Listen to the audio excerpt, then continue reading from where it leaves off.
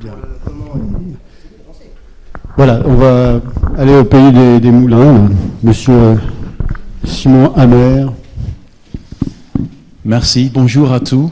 Je tiens à remercier le président de l'Académie, professeur Manchon, le professeur Guggenheim et le professeur Patou de me donner l'opportunité de parler aujourd'hui ici à une assemblée respectée de professionnels françaises.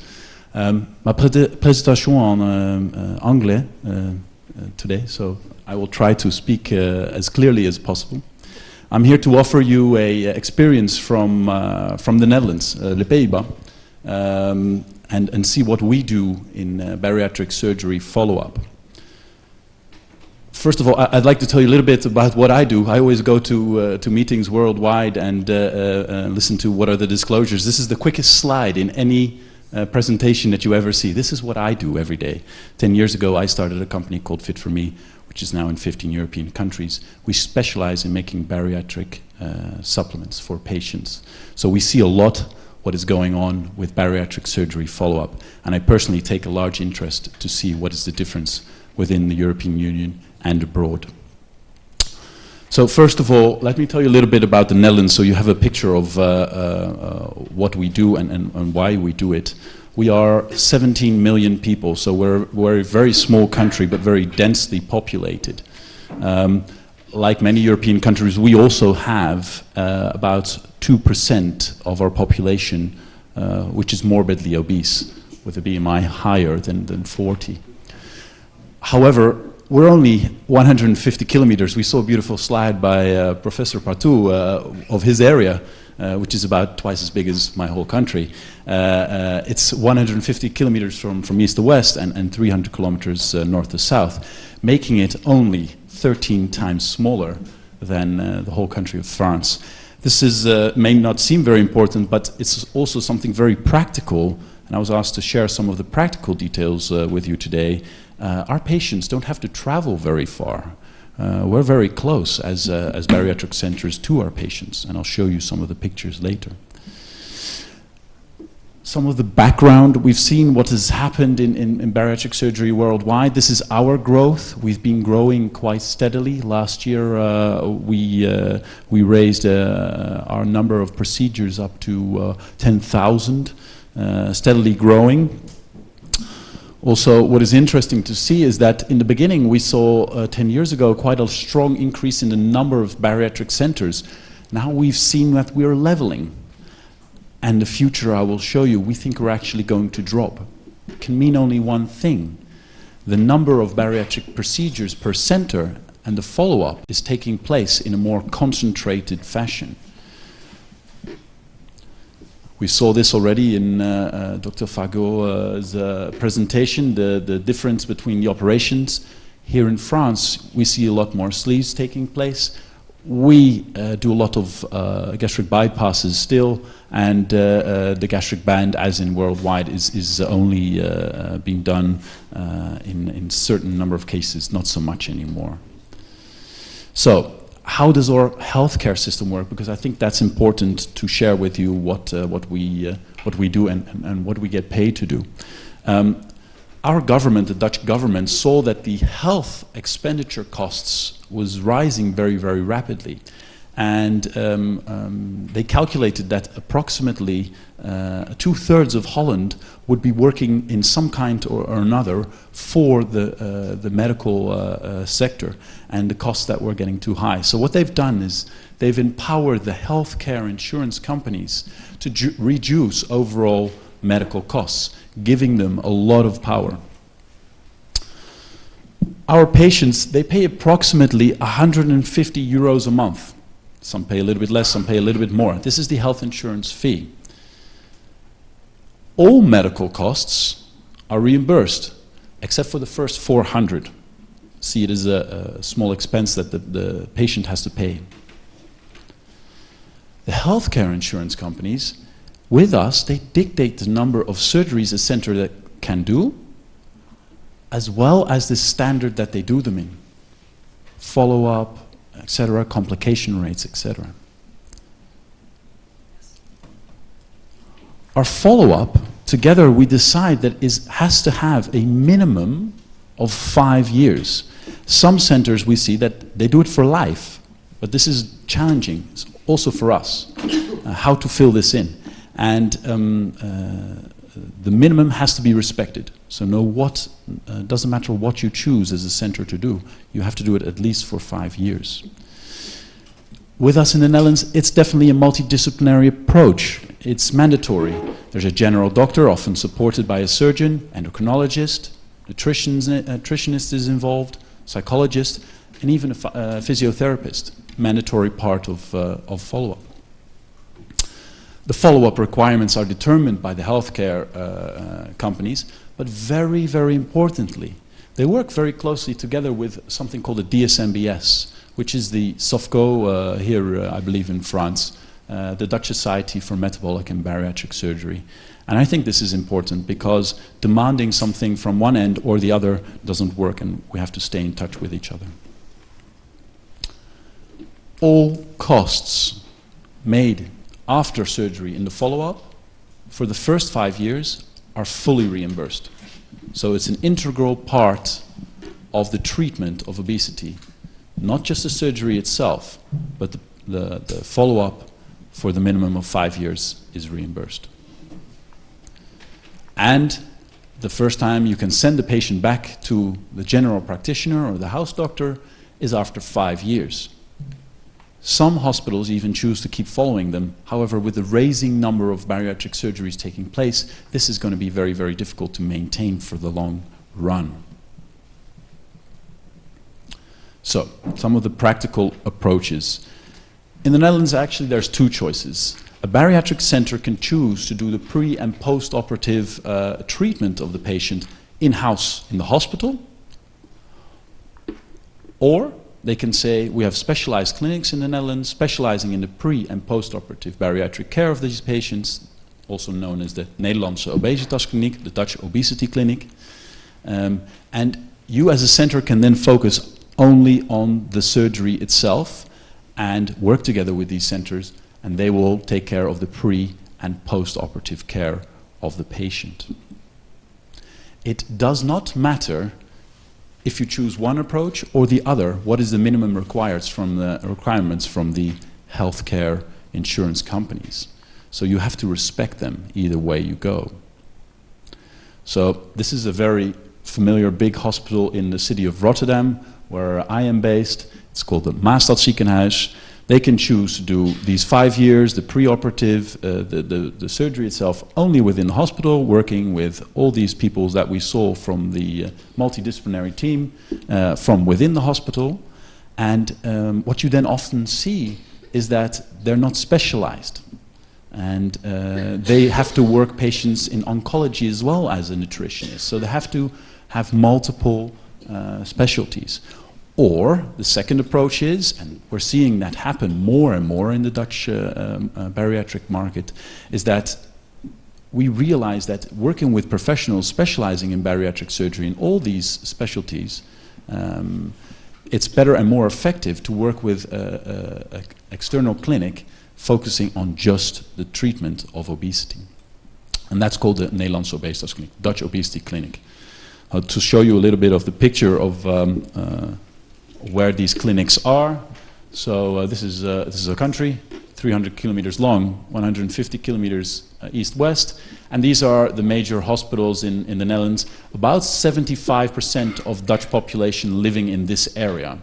I've taken one of my colleagues, Dr. APRÈS, has been so kind to join us here today. He's from this hospital here, one of the larger hospitals in the Netherlands, and they treat about 1,200 bariatric patients each year, focusing mainly on the surgery itself, and the patients go to a very nearby clinic specialized in the post-operative treatment of these patients.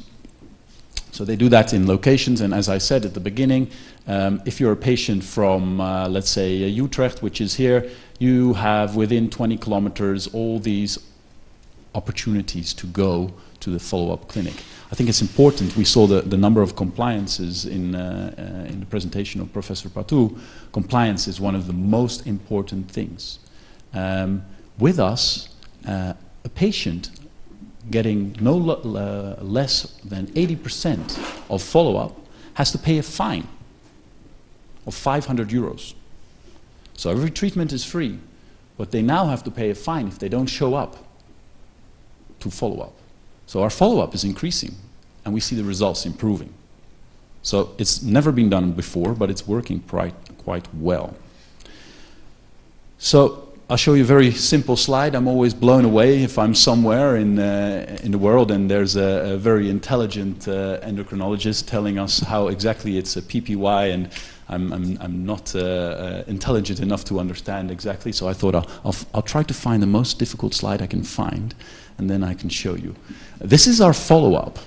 And for all of you that are interested, I can send you a slide and even have it translated for you, so it's maybe a little bit easier, because this is in Dutch. But exactly, like I said, it's the hardest slide I could find. We have these 5 phases, and I'll go through these phases, but it's interesting to see that this is the operation, so we have a pre-operative phase, and we have quite a lot of meetings before the operation. We have the operation, and phases after that. You see that the amount of meetings is slowing down a little bit. This is the phase after operation that all of the patients tend to do rather well. And around a year, it starts to increase again, because this is where we want to see the patient again. This is where the weight regain or stabilization phase is occurring, and we want to be sure that they are adapting their new lifestyle. So, and here's a little bit what we do at these sessions, but I'll give you a slide of that later on so you can see. Again, if you're interested, please contact me. I'll send you the slide or even the whole phase translated.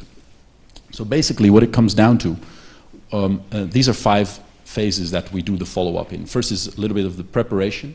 The operation phase, which is 7 weeks around the time that the patient is operated. Very importantly, the lifestyle change after that. Consolidation, trying to tell these patients, please be happy with the achievement that you've made.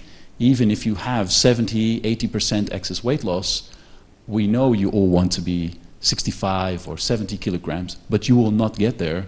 The health gain that you have realized is incredible.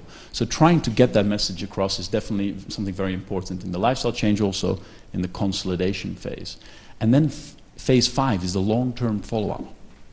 Also very important. If we lose the patients in this area, we might see them again in 5 years for a reoperation. That's the amount that we try to limit.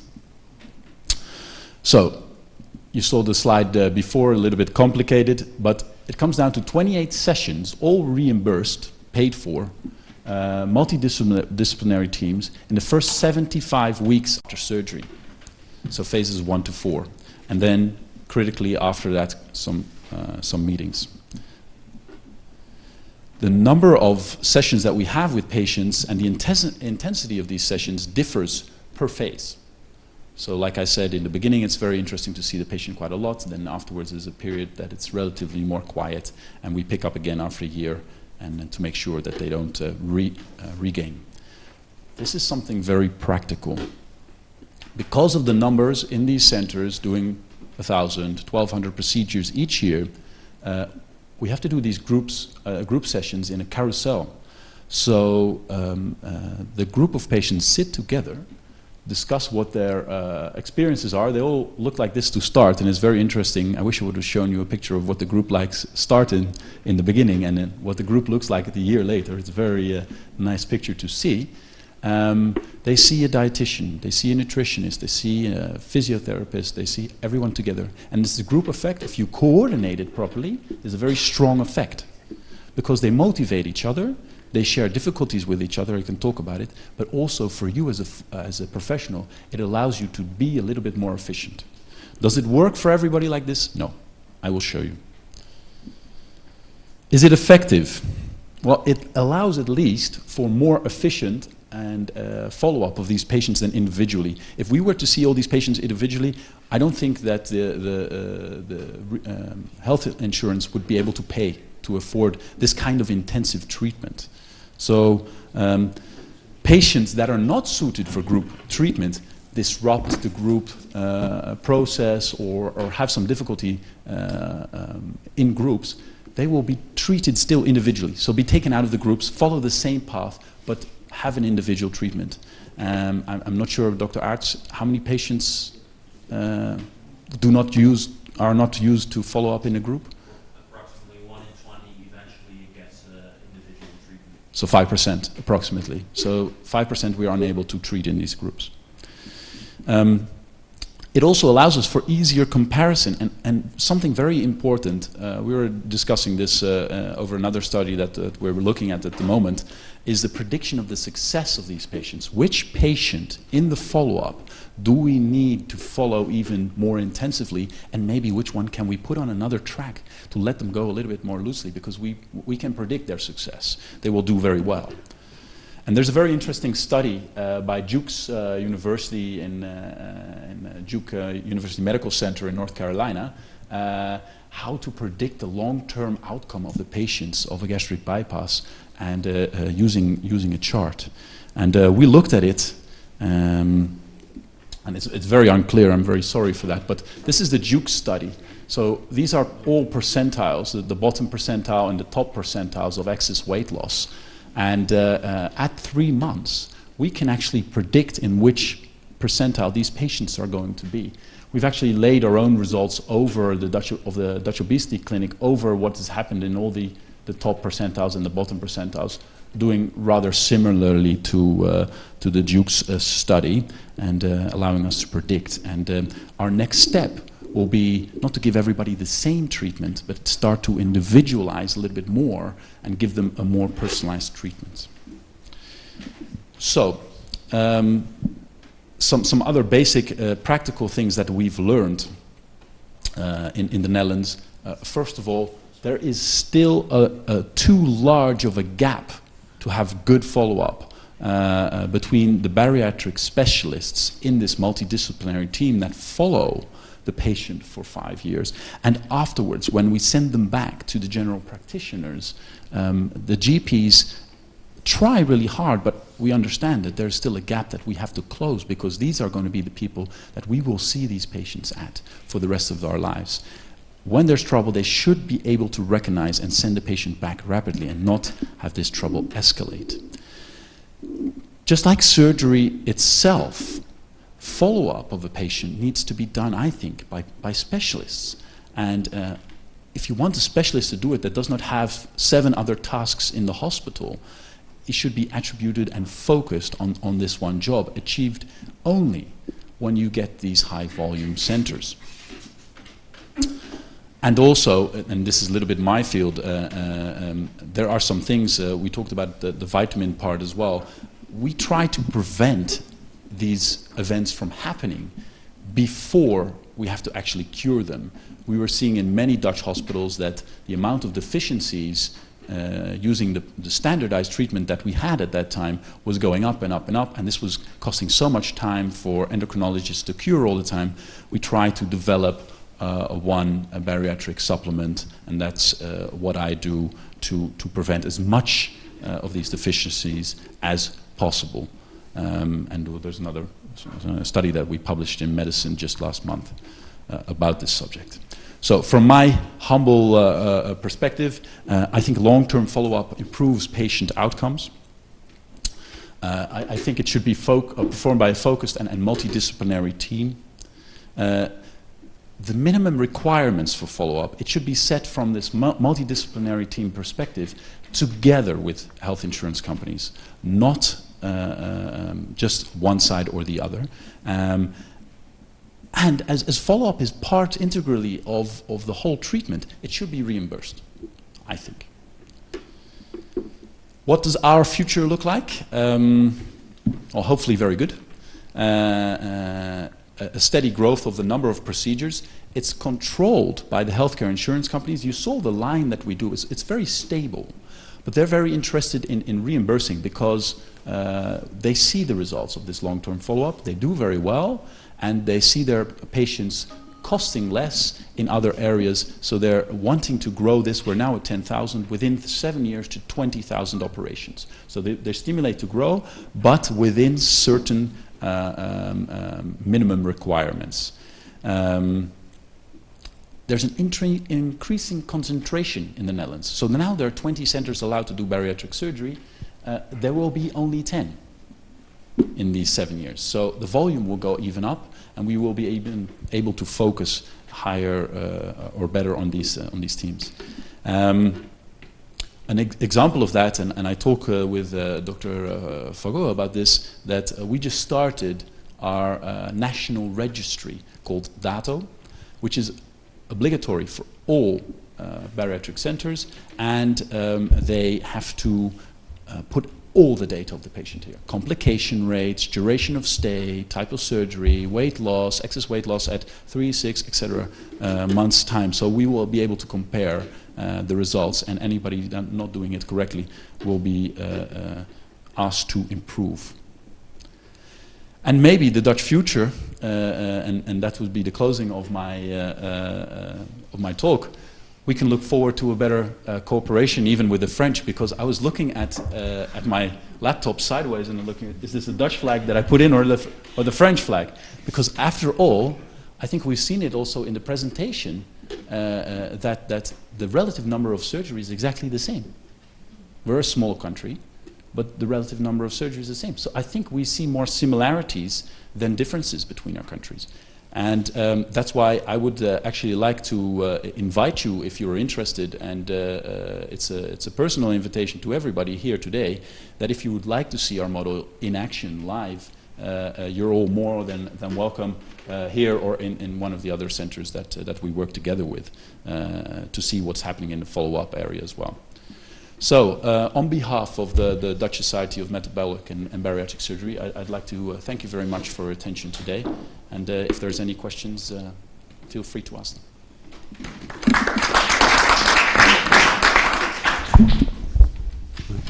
Est-ce qu'il y a des questions là? Je peux peut-être commencer. Bon, merci beaucoup, parce que il faut quand même revenir sur le plancher des vaches. Nous sommes en France. Il y a des choses qui m'ont quand même surprise. La question n'est pas tellement, après vous avoir remercié, et c'est vrai que c'est un modèle très attractif, mais notre pays a d'autres contraintes, et donc je me tourne vers la CNAM. Il y a quelque chose que j'ai entendu. Quand on manage les choses, il faut des incentives et puis des punitions. C'est comme ça dans les enfants, on fait comme ça tous. Et on est tous dans ce pays très contraints par une réglementation qui souvent, entre guillemets, est au profit de l'enfant ou du patient ou du collaborateur. Et donc du coup, c'est difficile de manager. Pour les patients, on a entendu qu'il y avait des amendes pour les patients qui ne suivaient pas les choses. Moi, j'ai deux questions, une pour vous, une pour vous. Combien de patients sont, je ne sais pas comment on appelle ça, punis, ou combien de patients sont sous le joug de cette contrainte? Et est-ce que cette seule idée est audible en France? C'est la deuxième question pour Can you repeat the question? The question is, how many patients do in fact go for this fine because they don't show up? Is it a real tool or is it just gimmicks? No, the follow-up? For the follow-up, they don't show up. You tell us that if they don't show up, they have a fine. Yeah, €500 fine. Yeah, but how many of them, percentage, do have to pay fine? Is it a reality or just a gimmick? 1-3. And they pay fine, and the system is getting back. Yeah. They're getting the fine if they don't pay. Someone shows up at your door and make sure that you have to pay. That you pay. Okay. And the money goes back into the system. So that's a major difference. We are Dutch. So en France. But it has to get that achieved with the insurance companies took like 3 years because it's not that easy to regulate that. So it takes a lot of time to make that possible to get a fine or a patient fine for not showing up. They have to sign a contract when they're getting surgery. They have to sign a contract that they will show up for at least 80% of the visits. So pretty sure it's practically difficult. If you have said differently, we could not trust you. But of course it's difficult, but it's there. So in France, this idea is not even audible. Is it, just to precise my question, to préciser ma question à Madame Fagot, c'est d'abord, est-ce que c'est même pas la peine de l'évoquer? Et est-ce qu'il y a des moyens d'intervenir, comme par exemple en cas de réintervention, quand quelqu'un regrossit et qui va devoir à nouveau solliciter l'assurance maladie pour être réopéré? Est-ce que là, il y a un moyen un jour de dire que ne pourront être réopérés, en dehors de complications bien sûr, que des gens qui auraient bien fait, ou c'est on oublie cette question et on fait sans cette donnée-là, de la contrainte du patient? Oui. Moi, je n'ai pas d'exemple dans notre système français comme ça. Bon, je suis à la CNAM depuis 3 ans, hein, je ne suis pas médecin conseil. Donc, je n'ai pas d'exemple dans notre système de soins. On pourrait imaginer pour la tuberculose, pour les gens non observants, qui en plus n'ont causé des dommages pour eux-mêmes, mais pour l'entourage aussi. Même dans ce type de système ou dans le VIH, on n'a jamais eu de système contraignant pour le patient de ce type-là, et je ne pense pas que notre société soit prête. On est surtout axé sur la contrainte pour les professionnels, et c'est déjà très difficile d'encadrer les pratiques des professionnels de ce côté-là. Jacques Belghetti, quand il y a une transplantation hépatique chez un alcoolique, et qu'il reboit, est-ce qu'il est retransplanté?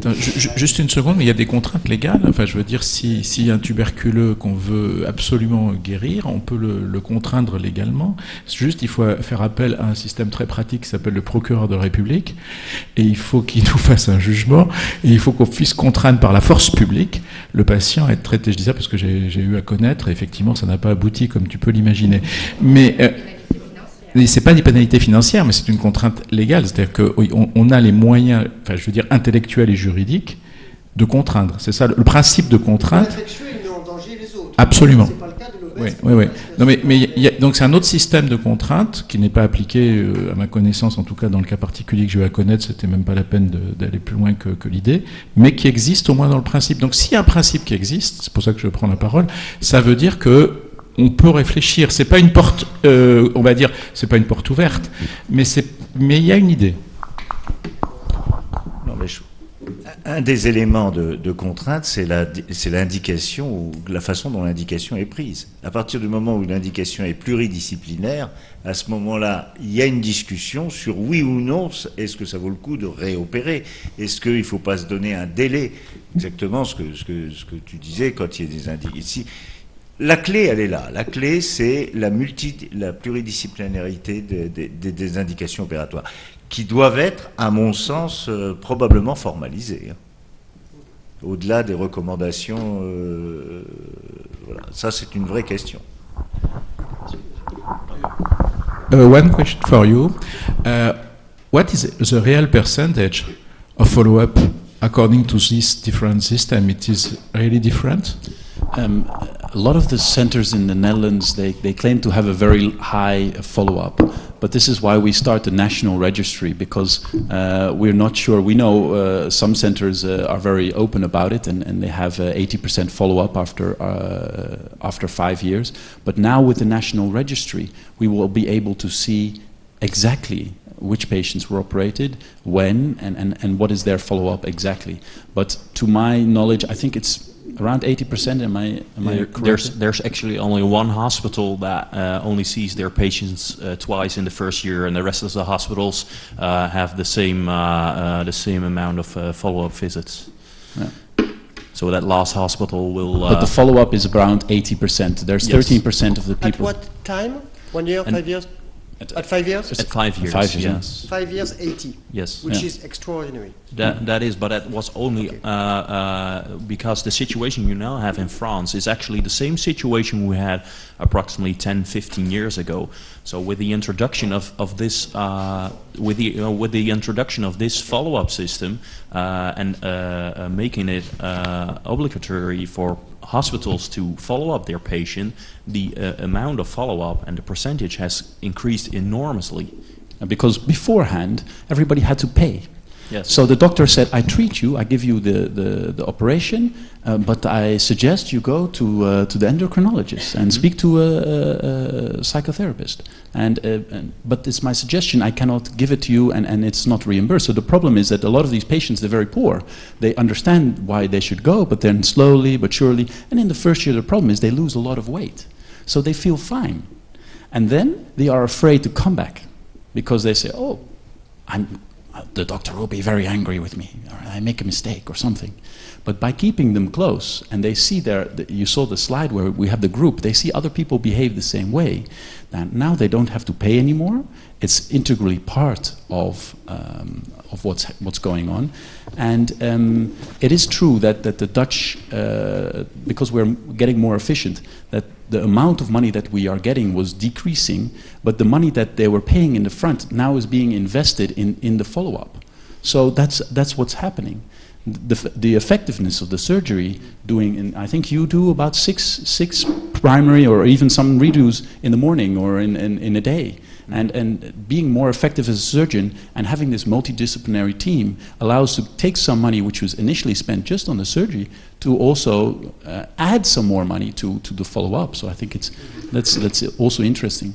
And yeah, I think it's raised the follow-up and especially the results, because I think if you compare the results from excess weight loss from 10 years ago to the patients now, I think that's a large difference because the follow-up's in place and reimbursed. Well, it's not, especially the excess weight loss that is added. It's only 5 to 10% extra excess weight loss that we achieve now with this follow-up program. But patients feel stronger, they are more insured, they know better what to expect and when to come to their doctors when they have difficulties or having problems. So they have a better quality of life, and that is also measured during follow-up. C'est un aspect important, donc merci beaucoup, une fois encore. L'argent, bon, c'est sûr que c'est le nerf de la guerre, donc c'est très important, ce sera un élément de la discussion certainement. Et on voit tout le temps dans les centres universitaires des gens qui viennent, ils vont bien, ils voudraient être suivis, mais ça devient trop cher. Là où ils se sont fait opérer, probablement bien d'ailleurs, ailleurs, ça devient juste trop cher. Nous, on ne peut pas faire face à ça, mais c'est de plus en plus fréquent. Mais il y a un autre aspect sur lequel je voudrais insister, juste avec un petit background sur notre truc. Nous, on n'est pas motivés parce qu'on est meilleurs que les autres, parce qu'on veut faire de la recherche. Et la recherche à long terme, il faut qu'ils soient là, les gens. Donc on a mis beaucoup d'énergie. Je peux dire qu'on a poussé le système français au max de ce qui est possible pour avoir le maximum de résultats. Et ce qui veut dire qu'aujourd'hui, on atteint à peu près 80% à 5 ans, et si on gratte un peu, qu'on rappelle les gens, même davantage. Néanmoins, moi j'ai appris des trucs sur ces 20 ans, et une des choses que j'ai apprises, c'est ces obèses sévères, c'est ce qu'ils viennent chercher à l'hôpital. Et je pense qu'on sous-estime énormément la forme de ce suivi. C'est-à-dire, j'explique, dans ce truc-là, moi je trouve qu'il y a un truc qui est très important, c'est son organisation. Ce qui veut dire que moi j'ai découvert qu'un obèse sévère, avant de rentrer dans ce système de la chirurgie, c'est une personne qui est pas négligée, qui est méprisée par le système de santé. Si vous rentrez à l'hôpital et que vous êtes perdu, vous avez un œil de moins ou une jambe amputée, on va vous aider, on va vous... À l'hôpital, un obèse sévère, il est totalement méprisé, repoussé. J'entends tout le temps, enfin bon, pas l'histoire de chasse, mais tout le temps, les gens qui sont opérés dans un système comme celui qu'on a pu mettre au point, qui ressemble un peu à ça, eh bien, ils reviennent parce que c'est un endroit qui est devenu pour eux positif. Cet endroit où ils ont été préparés et suivis. Et donc je pense que ça c'est pour la forme, c'est que même si ça peut parfois être plus cher, la solution de l'HDJ, qui est une espèce de brique possible en France, l'hôpital courte durée où on rentre le matin, on sort le soir, ben pour ces situations, pour ces populations précaires, la brique HDJ où on rentre le matin, toute une équipe de multidisciplinaires est disponible, les examens éventuellement techniques, mais pas forcément conditionnant le remboursement, sont présents, et les patients entrent et sortent le soir et ont un environnement favorable, et tout ça est un cercle extrêmement vertueux. Donc quand on va parler des modes de remboursement, mais peut-être que l'HDJ, elle a ce bénéfice-là en dehors des trucs de sous ou de médecine, c'est que l'HDJ, elle permet que les gens reviennent avec plaisir à l'hôpital. Voilà, c'est juste cet aspect-là, c'est qu'il ne faut pas oublier que les obèses, la précarité physique qui fait que ce n'est pas facile de se déplacer, etc. Et après, il y a aussi cette stigmatisation qui est vraiment nette et qui continue à le suivi. Voilà, donc juste, je pense que indirectement, votre système répond à ça, un petit peu en tout cas. Ça fait partie des choses qui sont meilleures. Je ne sais pas comment vous voulez qu'on fasse, parce qu'on va pouvoir poursuivre largement à déjeuner, mais si vous voulez, je pense que c'est important de prendre le temps qu'il faut. L'idée de ce matin, c'était de mettre en place le truc, quoi, et cet après-midi, d'être vraiment assez concret, spécialité par spécialité, pour voir un peu ce qu'on pense. Mais s'il y a encore des choses générales, c'est le moment de les évoquer. Je peux bien sûr juste dire un mot. C'est vrai que là, tout à l'heure, vous disiez effectivement, donc là, il faut améliorer cette sélection, donc on va revenir un peu plus en arrière pour parler suivi. Le suivi se prépare à cette période-là. C'est-à-dire, c'est vrai que... Et si maintenant on évalue, si on prend le critère qui est celui de l'observance, compliance, pour pouvoir opérer au fait quelqu'un, là, ça sera très très difficile d'opérer. Autant, je me demande, parce que c'est un critère qui est difficilement en fait évaluable. C'est quelque chose qui s'évalue par tous les spécialistes qui voient justement donc là le sujet. Est-ce que le patient s'engage à être suivi pendant les 5-10 ans à venir ? Et ça, c'est vrai qu'au départ, quand on les voit, ils sont très très motivés, ils nous disent oui à tout, mais c'est toujours après. Après, là où je suis d'accord, c'est vrai que ça dépend du système de soins qui est organisé par rapport à chaque hôpital et dans chaque ville. C'est vrai qu'il y a des systèmes de soins qui sont très très hétérogènes, c'est pas les mêmes par rapport au CHU, au secteur privé, secteur public, centre hospitalier au fait général périphérique. Et donc, on retrouve autant d'hétérogénéité. Après, c'est vrai que ça peut être porté par un leader, un chirurgien, un endocrinologue, un nutritionniste qui puisse gérer ça, mais c'est vrai qu'il faut s'investir, énormément. Je pense qu'en Hollande, l'un des systèmes pourquoi ça marche, autant de résultats sur les 5 ans, c'est la culture de soins et l'organisation des soins qui est faite justement donc là en amont, qui permet d'arriver à de tels résultats. Très bien, merci. Merci, Monsieur Hammer. C'était extrêmement intéressant d'avoir votre approche.